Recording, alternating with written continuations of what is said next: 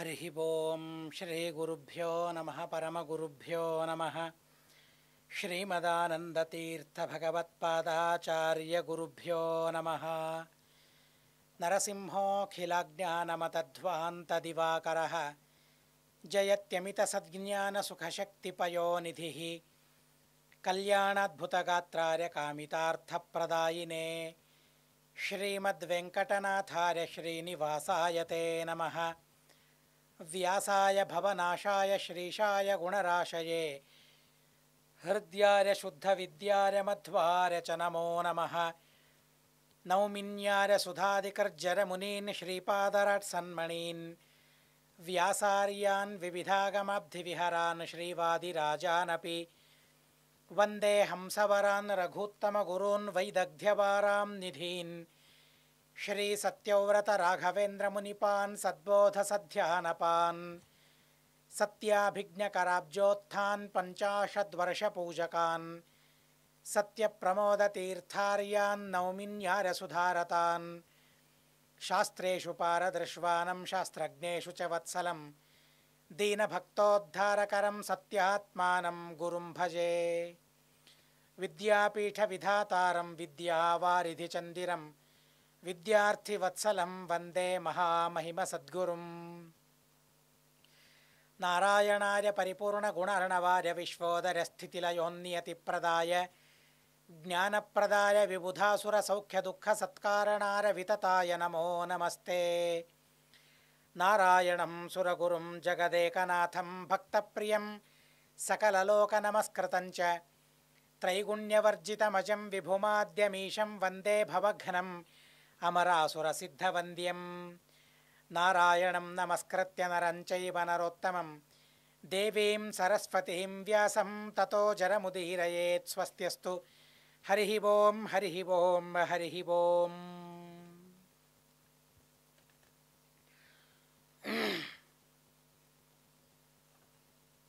శంతను మరియు గంగాదేవి వారిరువురి యొక్క గాథను మనం వింటూ ఉన్నాం. శంతను మరియు గంగాదేవి వారిరువురికి శాంతనవ, దేవవ్రత, గాంగేయ అనే కొడుకు పుట్టాడు. కొడుకు పుట్టిన తరువాత తల్లి ఆలోచించింది, తల్లి ప్రేమను కొడుకు ఆస్వాదించాలి. పుట్టిన బిడ్డడు తల్లి నుండి దూరం కాకూడదు. తను పెరిగేంత వరకు తల్లి పెంచాలి. తల్లి పాలు తనకు అవసరం, తల్లి పోషణ తనకు అవసరం. అలా ఆలోచించి భర్తకు, శంతనవుకు తను చెప్పింది, నేను తీసుకుని వెళతాను, మళ్ళీ మీకే అప్పగిస్తానని చెప్పింది. అలా తీసుకుని వెళ్ళింది. బృహస్పత్యాచార్యుల వారి దగ్గర 50 సంవత్సరాల వరకు తను వేదాధ్యయనం చేశాడు. పరశురామదేవుల వారి దగ్గర 50 సంవత్సరాల వరకు తత్వాధ్యయనం తను చేశారు. ఆ తరువాత మళ్ళీ పరశురామదేవుల వారి దగ్గర 25 సంవత్సరాల వరకు శస్త్రాధ్యయనం చేశారు. అలా 100 సంవత్సరాల వరకు వేదాధ్యయనం, తత్వాధ్యయనం, 25 సంవత్సరాల వరకు శస్త్రాధ్యయనం తను చేశారు భీష్మాచార్యుల వారు. ఈ మధ్యలో అంటే బృహస్పత్యాచార్యుల వారి దగ్గర వారు శిష్యరికం చేసిన తరువాత ఒక సందర్భంలో అతి విచిత్రమైన ఘటన నెరవేరింది. శంతను రాజ్యాన్ని పరిపాలిస్తూ ఉన్నాడు. ఎలాంటి అద్భుతమైన రాజు తను, ఎలాంటి పరాక్రమం, ఎలాంటి గుణవంతుడు తను. మహాభారతం తన గుణాలను చాలా చక్కగా వర్ణిస్తుంది. తం మహీపా మహీపాలం రాజ్యరాజ్యేభ్యషేచయన్. దమ దాన క్షమ బుద్ధి హ్రీ ధృతి తేజస్సు ఇలాంటి ఎన్నో గుణగణాలకు ఆలవాలంతనయ్యాడు. ఇంద్రియ నిగ్రహం అలాగే సంపాదించుకున్నాడు, అలాగే దానం చేశాడు, సహనశక్తి సంపాదించుకున్నాడు, చిత్ర విచిత్రమైన బుద్ధి తన సొంతమయ్యింది. ధర్మం చేయనప్పుడు సిగ్గుపడేవాడు, తప్పు చేసినప్పుడు సిగ్గుపడేవాడు, ఎల్లప్పుడూ మంచి చేసేవాడు, ధర్మాన్ని ఆచరించేవాడు. అలాంటి మహానుభావుడు, అందులోనూ కూడా పరమ సమర్థుడు, శక్తి సంపన్నుడు, సామర్థ్యోపేతుడు. తనలోని ఆ పరిపూర్ణతను గమనించిన రాజులందరూ కూడా ఆలోచించారు, తనను తనను రాజరాజ్యంలో అభిషేకం చేయాలి. రాజులందరికీ తను రాజు, రారాజు, రాజాధిరాజు, చక్రవర్తిని తనను చక్రవర్తిగా ఎన్నుకోవాలని అందరూ ఆలోచించారు. తనను చక్రవర్తిని చేశారు. శంతను యొక్క ఆదేశానికి అనుగుణంగా రాజులందరూ కూడా తమ తమ ధర్మాలను పరిపాలిస్తూ ఉన్నారు. ప్రజారంజకంగా రాజ్యాన్ని పరిపాలిస్తూ ఉన్నారు. యజ్ఞాలను చేస్తూ ఉన్నారు, యాగాదులను చేస్తూ ఉన్నారు. ప్రజలందరూ కూడా ధర్మ తత్పరులైనారు. అలాగే బ్రాహ్మణ, క్షత్రియ, వైశ్య, శూద్రులందరూ కూడా తమకు విహితమైన ధర్మాలను చేస్తూ రాజ్యాన్ని అభివృద్ధి చేస్తూ ఉన్నారు. వారి వారి ధర్మాలు లోపం కాకూడదు. ఏ ఒక్కరి ధర్మం లోపమైనా రాజ్యం సక్రమంగా కొనసాగదు, రాజ్యం సుభిక్షంగా ఉండదు. బ్రాహ్మణులు వారి కర్తవ్యాన్ని వారు చేస్తూ ఉండాలి, క్షత్రియులు వారి ధర్మాలను, అలాగే వైశ్యులు, శూద్రులు వారికి విహితమైన ధర్మాలను వారు చేస్తూ ఉంటేనే సామ్రాజ్యం, దేశం సుభిక్షంగా ఉంటుంది. ఏ ధర్మం లోపమైనా సామ్రాజ్యంలో క్షామం తాండవిస్తుంది.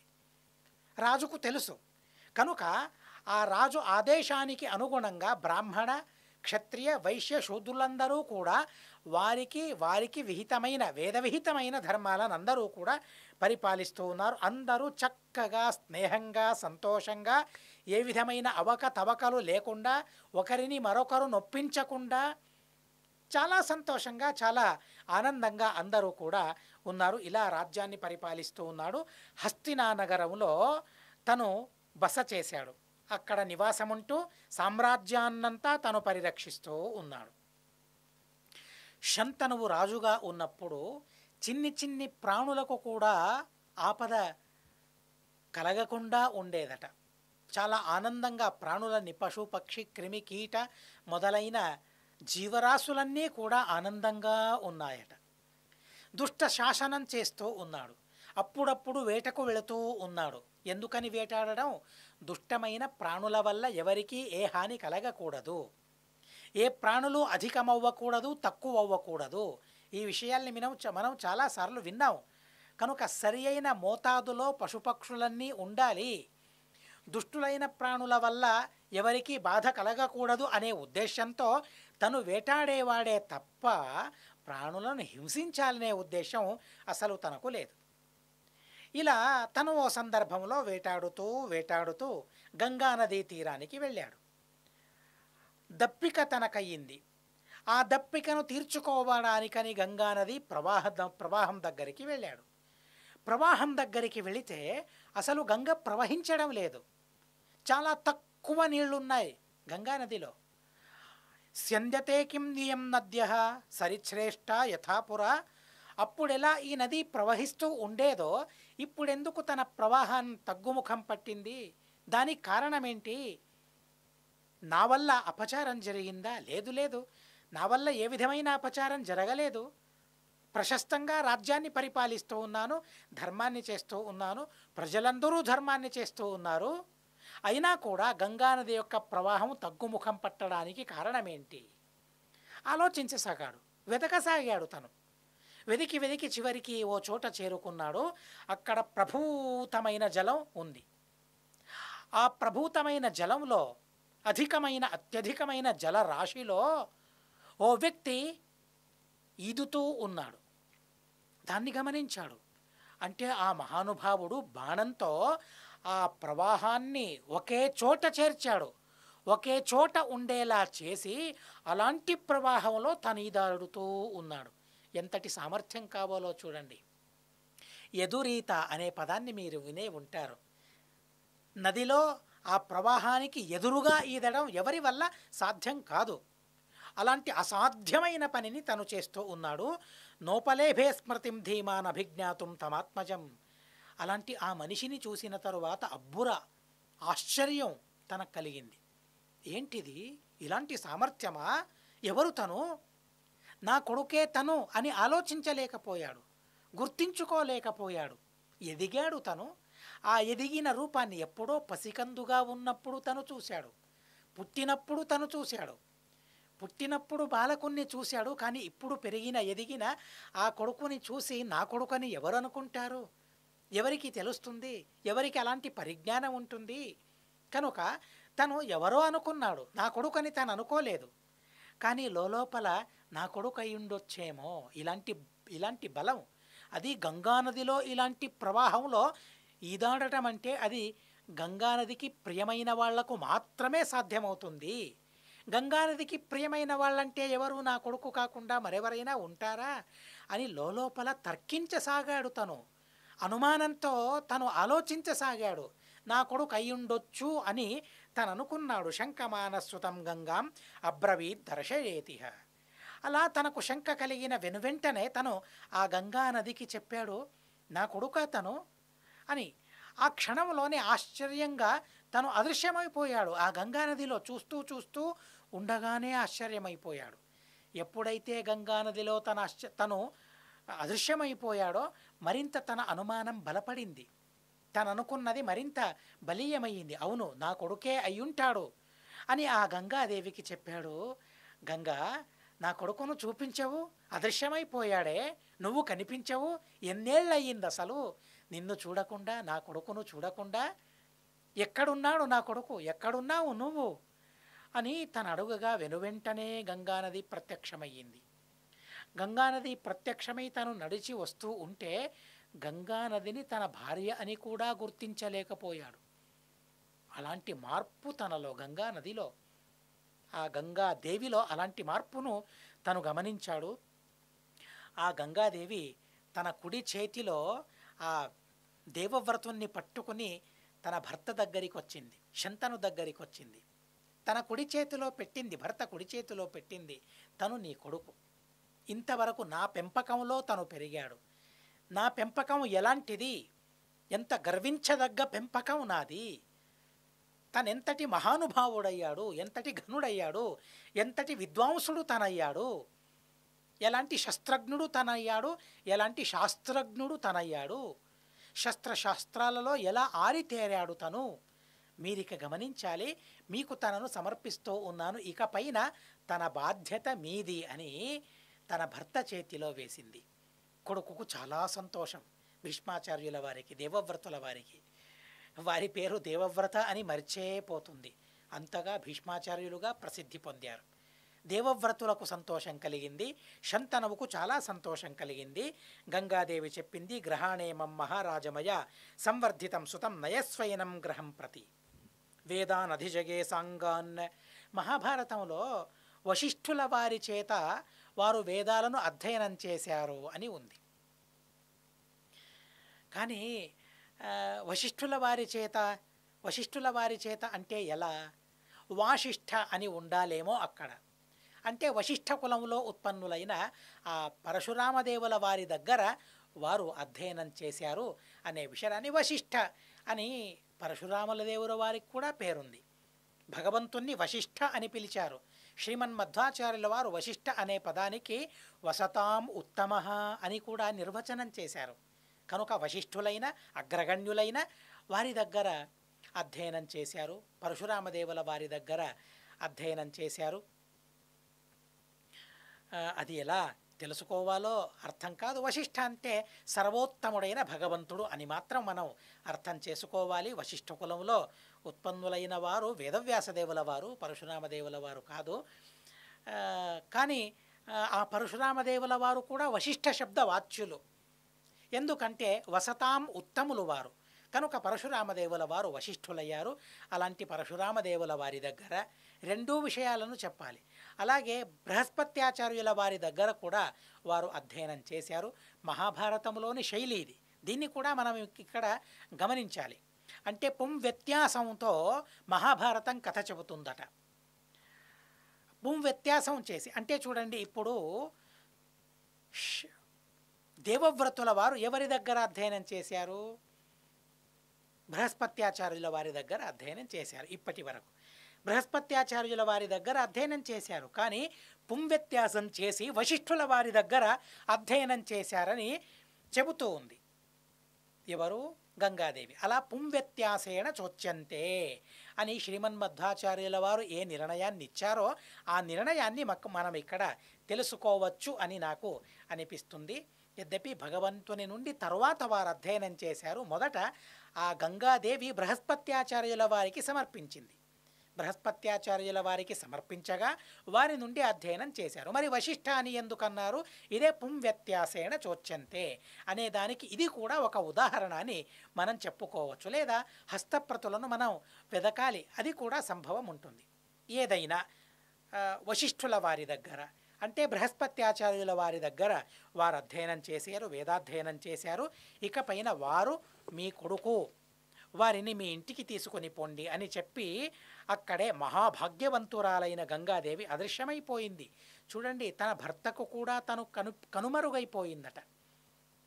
అలా తను వెళ్ళగానే ఎలా ఉన్నాడు తను? దేవవ్రతుడు, ఎంత వైభవం, ఎంత వర్చస్సు తనలో, ఎంత ప్రాభవము, ఎంత ప్రభావము. చాలా సంతోషం అనిపించింది. తనను తీసుకుని వెళ్ళాడు. వర్షాణి చత్వార్యమిత విక్రమ. అలా 4 సంవత్సరాల వరకు తనున్నాడు. దేవవ్రతునితో 4 సంవత్సరాల వరకు తనున్నాడు. ఆ తరువాత మరోసారి తను వేటకని వెళ్ళాడు. ఈసారి యమునా నదీ తీరంలో తను వేటాడుతూ ఉన్నాడు, విహరిస్తూ ఉన్నాడు. అలా విహరిస్తూ ఉండగా సుగంధాన్ని తను అనుభవిస్తూ ఉన్నాడు. మంచి గంధం తనకు తాకింది. ఆ గంధాన్ని ఆఘ్రాణిస్తూ ఎంతగా ఆనందించాడంటే, ఎక్కడి నుంచి ఈ గంధం వస్తుంది, ఈ గంధానికి మూలమేది, ఈ గంధానికి ఆశ్రయమేది అని వెతుకుతూ వెతుకుతూ తను వెళ్ళాడు. వెతుకుతూ వెళితే ఒక స్త్రీ కనిపించింది. ఆ స్త్రీ సత్యవతి. ఆ సత్యవతికి ఇలాంటి సౌగంధ్యాన్ని ఇచ్చిందెవరు? పరాశర ముని. ఆ పరాశర ముని వల్ల మత్స్యగంధి యోజనగంధిగా తను మారిపోయింది. ఆ కథను మనం విన్నాం. అలా మత్స్యగంధి యోజనగంధిగా తను మారిపోయింది. ఆ యోజనగంధి దగ్గరికి తను వెళ్ళాడు, సత్యవతి దగ్గరికి తను వెళ్ళాడు. తన రూపానికి మారిపోయాడు. అసలు తను నాకు కావాలి అనుకున్నాడు, తనను భార్యగా పొందాలనుకున్నాడు. ఎవరు నువ్వని అడిగాడు. ఎక్కడుంటావు, ఏం పని చేస్తూ ఉన్నావని అడిగాడు. వినయంతో తాను బదులిచ్చింది, సమాధానమిచ్చింది. నేను దాశరాజు కన్యను, నేను యోజనగంధిని, నా పేరు సత్యవతి.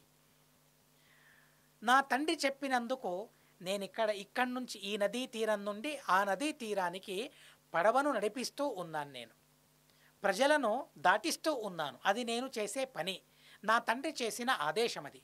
ఆ ఆదేశాన్ని పరిపాలిస్తూ నేను ఈ పనిని చేస్తూ ఉన్నానని సత్యవతీదేవి చెప్పింది. సత్యవతీదేవి చెప్పగా నేరుగా తన తండ్రి దగ్గరికి వెళ్ళాడు, దాశరాజు దగ్గరికి వెళ్ళాడు.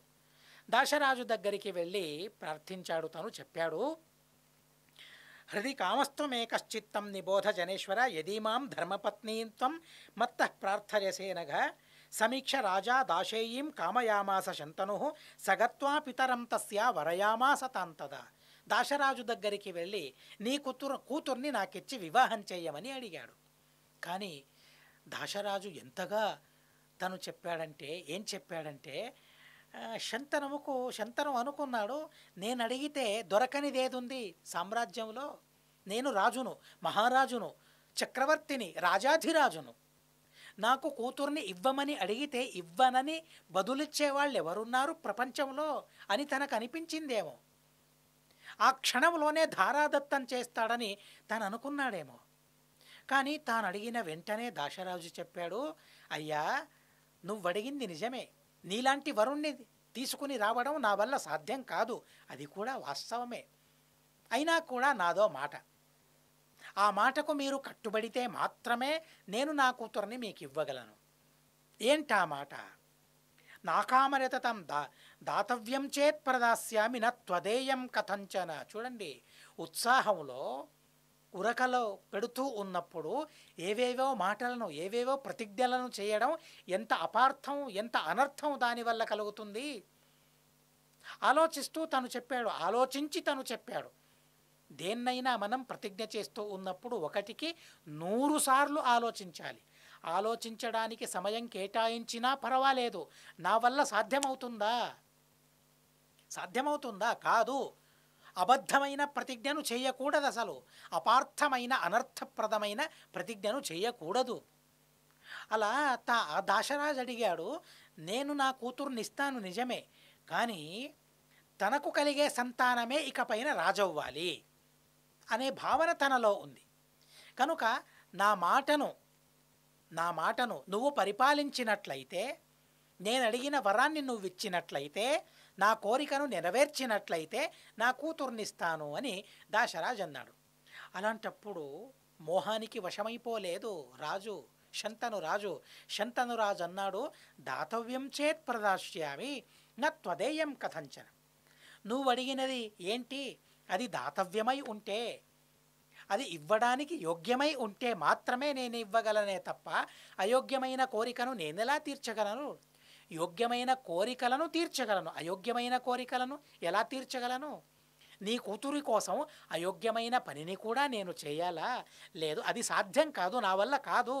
దాతవ్యం చేత్ ప్రదాస్యామి, కోరుకోమన్నాడు, కానీ అది దాతవ్యమా అదాతవ్యమా, ఇవ్వడానికి యోగ్యమా అయోగ్యమా, దాన్ని తీర్మానించేది నేనే. కనుక నువ్వు అడగమన్నాడు, కోరుకోమన్నాడు. ఆ తరువాత దాశరాజు చెప్పాడు, అస్యాం జాయేత యః పుత్రః స రాజా పృథివీపతే త్వమూర్ధం అభిషేక్తవ్యో నాణ్యః కచ్చన పార్థివ. నా కూతురిలో ఎవరైతే పుడతారో వారే రాజు కావాలి, వారికే ఈ రాజ్యం దక్కాలి. ఈ కోరికను తీర్చినట్లయితే, ఈ కోరిక నీకు సమ్మతం అని నీకు అనిపిస్తే నా కూతుర్నిస్తానని తనన్నాడు. ఆ క్షణంలో ఆ శంతనువు మదిలో దేవవ్రతుడు మెదిలాడు, దేవవ్రతుడు కదిలాడు. అదేంటి, 125 సంవత్సరాల వరకు అధ్యయనం చేసే యోగ్యత గల మహానుభావుడు, అలాంటి దేవవ్రతుడు నా కొడుకుండగా ఈ సత్యవతిలో పుట్టిన వారికి నేను రాజ్యం ఇవ్వడమా? పెద్దవాడు తను, శ్రేష్ఠుడు తను, జ్యేష్ఠుడు తను, జ్యేష్ఠపుత్రుడు ఉండగా జ్యేష్ఠపుత్రునికి రాజ్యాన్ని ప్రదానం చేయకుండా కనిష్ఠపుత్రులకు రాజ్యం ప్రదానం చేయడం కూడా ఒక అపరాధమే. కనుక అదేలా చేయగలను నేను? నా వల్ల సాధ్యం కాదు అని అన్నాడు. సాధ్యం కాదని చెప్పి తను రాజ్యానికి వెళ్ళాడు. కానీ లోపల తనకు ఆ కొరత, ఆ దుఃఖం, ఆ బాధ. ఆ సత్యవతిని చూశాడు, చాలా రూపసి తను, చాలా అందగత్తె తను నా భార్య కావాలి అని లోపల తనకు ఆశ ఉంది.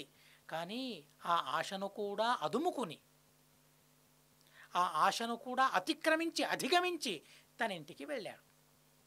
లోపల తను కృంగుతూ ఉన్నాడు, కృషించిపోతూ ఉన్నాడు, బాధపడుతూ ఉన్నాడు, శోకిస్తూ ఉన్నాడు. తండ్రి అలా శోకించి రాచరికాన్నే మరిచిపోయినట్లు తను వ్యవహరిస్తూ ఉండగా దేవవ్రతుడు తండ్రి దగ్గరికి వెళ్ళాడు. నాన్న, ఏం జరిగింది? ఎందుకింత శోకం, ఎందుకింత బాధ మీకు? ఆ బాధకు కారణమేంటో చెప్పమని తండ్రిని కోరాడు. తండ్రిని కోరితే తండ్రి తగిన సమాధానం ఇవ్వాలి కదండి. నీకేంటయ్యా, నీకేంటి తెలుసు అనలేదు. ప్రేమతో ఆ కొడుకుని దగ్గర పిలిచి ఆ కొడుకు చెప్పాడు, నిజమే, నాకు బాధ కలుగుతూ ఉంది, శోకం కలుగుతూ ఉంది. నువ్వు ఒక్కడివే కదా కొడుకు, కానీ యుద్ధంలో ఏమైనా జరిగితే ఆ వైపు కూడా, ఆ దృష్టికోణంతో కూడా ఆలోచించాలి కదా. ఒక్క కొడుకు, ఒక్క కన్ను కాదు, ఒక్క కొడుకు కాదు అనే సామెతను మీరు వినే ఉన్నారు. మహాభారతంలోని సామెత అది. చక్షురేకంచ పుత్రశ్చ అస్తి నాస్తి చ భారత. ఒకే కన్ను ఉంది అని కూడా చెప్పొచ్చు, కళ్ళు లేవు అని కూడా చెప్పొచ్చు. అలాగే ఒకే కొడుకు ఉన్నాడు, ఉన్నట్లు లెక్క, లేనట్లు లెక్క. తనకేమైనా అయితే ఇక ఈ కులం ఏంటి, ఎలా కులాభివృద్ధి జరగాలి? కనుక మరో సంతానం కావాలని నేను అనుకుంటూ ఉన్నాను అని తనలోని బాధను మరో విధంగా తను చెప్పాడు. సత్యవతిని చూశాను, ఆ సత్యవతిని భార్యగా నేను పొందాలి, ఈ ఏ విషయాలను తను చెప్పలేదు. నువ్వొక్కడివే ఉన్నావు, మరో కొడుకు కావాలి, ఏకపుత్రోహ్యపుత్రశ్చ అని శాస్త్రం చెప్పింది కాబట్టి నీకు యుద్ధం తప్ప మరో సందర్భంలో మరణం అనేది సర్వతా లేదు, అది కూడా విదితమైన విషయమే. అయినా కూడా యుద్ధంలో నీకేదైనా జరిగితే ఈ రాజ్యాన్ని పరిపాలించడానికి సమర్థుడైన ఒక సంతానం కావాలి కదా, ఆ సంతానం కోసం నేను ఆలోచిస్తూ ఉన్నాను, అందుకోసమే నా బాధ అంతా అని వివరించి చెప్పాడు. కానీ తను కుశలుడు, తను చాలా నేర్చుకున్నవాడు.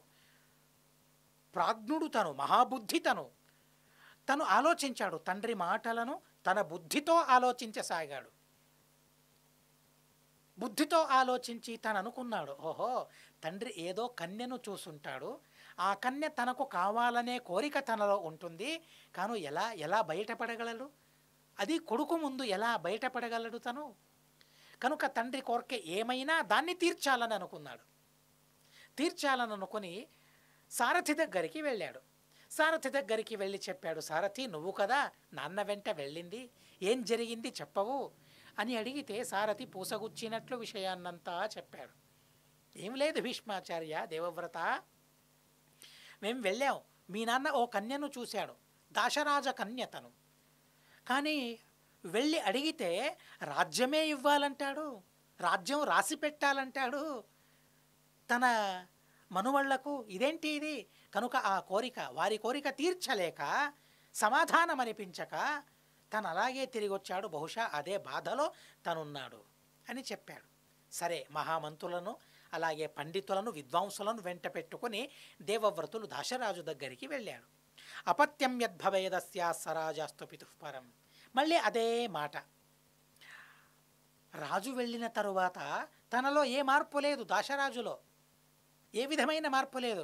వెళ్ళిపోయిన తరువాత అరే ఎంత భాగ్యం మా ఇంటికి వచ్చింది, ఆ భాగ్యాన్ని నేను తన్నానే, ఆ భాగ్యాన్ని నిరాకరించానే నేను, అలాంటి రాజు నా కూతురికి వరునిగా లభిస్తాడా?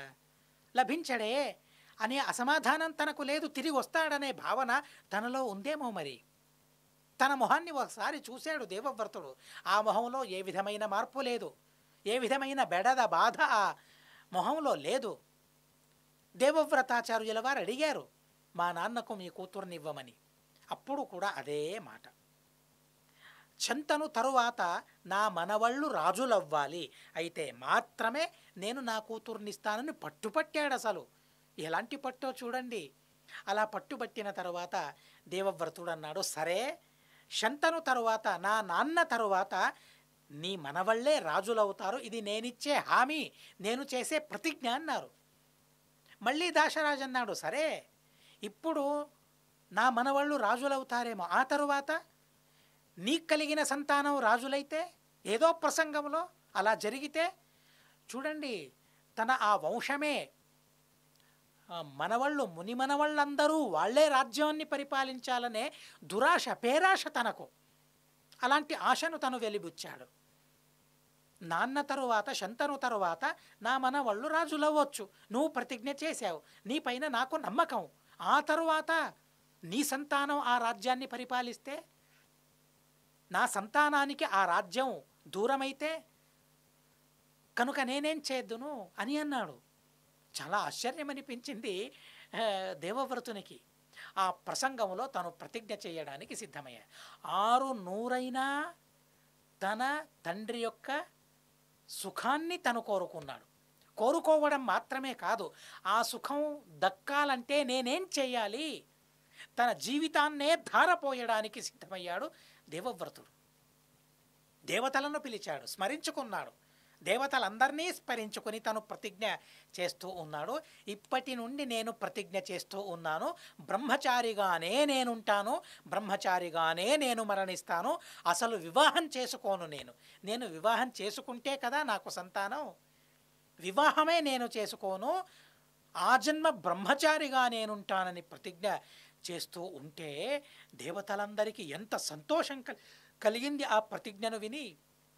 పుష్పవృష్టి అక్కడ జరిగిందట దేవవ్రతులపైన. దేవతలందరూ కూడా భయంకరమైన ప్రతిజ్ఞ చేసినందువలన ఇప్పటి నుండి నువ్వు దేవవ్రతుడు ఇవి భీష్మ అనే పేరుతో ప్రసిద్ధికెక్కుతావని, వన్నెకెక్కుతావని దేవతలందరూ కూడా ఆశీర్వదించారు. తవాపత్యం భవేద్యత్తు తత్ర సంశయో మహాన్, రాజ్యం తావత్ పూర్వమేవ మయా త్యక్తం నరాధిపాః అపత్య హేతోరపి చ కరిష్యేద్య వినిశ్చరం. రాజ్యాన్ని నేను పరిత్యజించాను, ఇప్పుడు వివాహాన్ని కూడా పరిత్యజిస్తానని గట్టిగా తను ప్రతిజ్ఞ చేశాడు. ఊర్ధ్వరేతస్కుడై నేనుంటానని తను ప్రతిజ్ఞ చేశాడు.